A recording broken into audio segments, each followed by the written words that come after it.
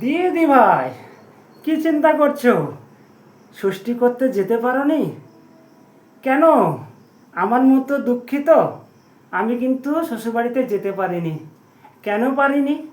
তোমাদের সঙ্গে সবটাই আজকে আমি এই ভিডিওর মাধ্যমে সবটাই শেয়ার করব। কেন আমি যেতে পারিনি? আমার শরীরটা হচ্ছে খারাপ, তো আমি এই কারণে শ্বশুরবাড়ি আমি যেতে পারিনি। তাহলে তুমি কেন যাওনি বলো? তুমি যেতে পারলে না কেন, বা তুমি গেলে না কেন? তোমাকে তো মানে বাপের বাড়ি থেকে তোমাকে তো বলেছে তুমি বা চলে এসো, তো তুমি যাওনি কেন?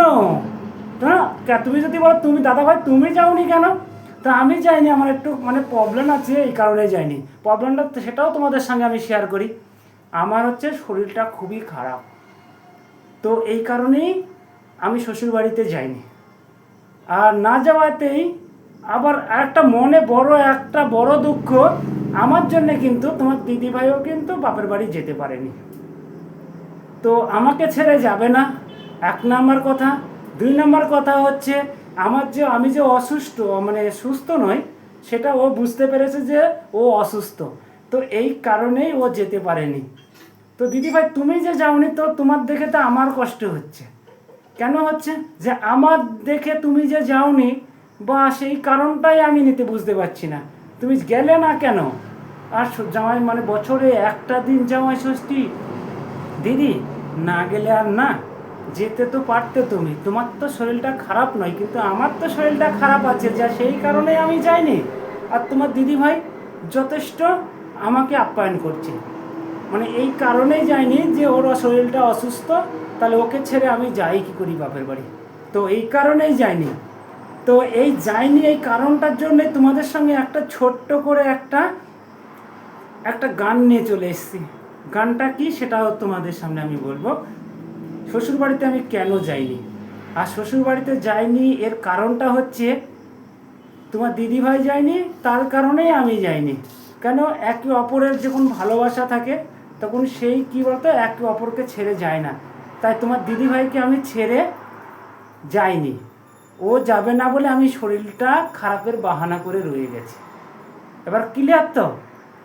তো তার কারণে তোমাদের সঙ্গে একটা করে ছোট্ট একটা গান নিয়ে চলে এসেছি। তো তোমরা সবাই বলো যে গানটা বলো দাদা, তাহলে আমি বলতে রাজি আছি। তো তোমরা বলো, বলবো কি না বলো?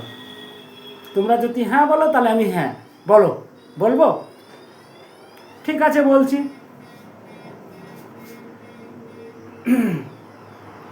জামাই ষষ্ঠীতে আমি শ্বশুরের ঘরে, শালার বউটা খেতে দেবে দুধ গরম করে।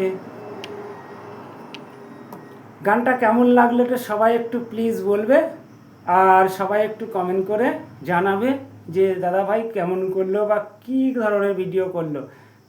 ভালো লাগলো কি লাগলো না, ভালো লাগলে নর্মাল করে ছোট্ট করে একটা করে লাইক করে দিও, আর একটা কমেন্ট, ছোট্ট করে একটা কমেন্ট করে দিও, তাহলে ওইটাই আমি খুশি। আর এমনি তোমরা যতটা ভালোবাসা দিচ্ছ, এই ভালোবাসা আমি রাখার জায়গা পাচ্ছি না। যদি পারি কারো বাড়িতে রেখে আসবো, সেটাই ভাবছিলাম। তো টেনশন করো না, তোমাদের যা ভালোবাসা দিচ্ছ সেই ভালোবাসা আমি খুব খুশি, খুব আনন্দে আছি।